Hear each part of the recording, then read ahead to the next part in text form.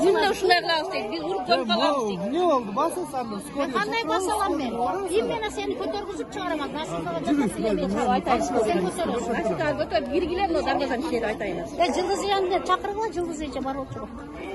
O Cıldız Ece.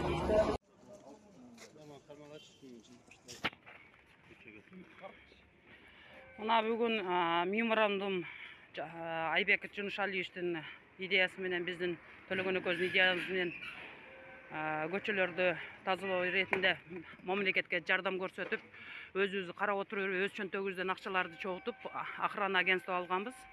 Иш жумуш башталды. Милиция кызматкерлери менен акиматтын кызматкерлери жардам көрсөтүп атат. Стихийный торговля боюнча көчөдөгү эжекелерибиз өлдүм талдым, мен бала чакам бар, анан кредитим бар, место жок деп мыйзамга каршы чыгып, каалаган нерселерин жасап атышат. Если карапайым элди чындап көрөлү десе, мына биздин карапайым элдер эжекелери жакшынакай эле, айкырбай, этпей эле, оңдой жакшынакай өздөрүнүн кичинекей товарларын коюп алышы менен инсаф кылып, ушул жерлерде отуруп алып, мыйзамга баш ийип эле, жакшынакай өздөрүнүн содаларын кылып, суюгун өздөрү ичип, коюсун мамлекетке, базардын керектүү жерлерине төлөп эле жүрүшөт. Көчөдөгүлөр эмне үчүн? Көчөдөгүлөрдү мен сиздерге доказать берем. Ким болбосун, келиңиздер, тачканы коюп беребиз, бир тачканы алып чыгасыз.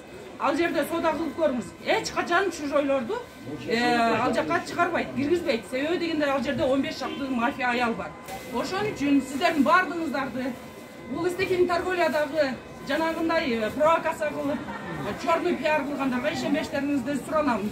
Мен как профком ушул Ош базар боюнча 72 субъекттин 22 хозяйынын баарын башын бириктирип, аренданы эле төлөгөн карапайым элдер үчүн ушуларга условия түзүп берели деп, бүт акционерлерди чогултуп, акчасын алып, көчөдөгү стихийный торговляга мамлекетке жардам берели деп, агентство алып, меморандум кабыл алып, мэрия баш болуп, аким баш болуп ушул иштерди жүргүзүп атабыз.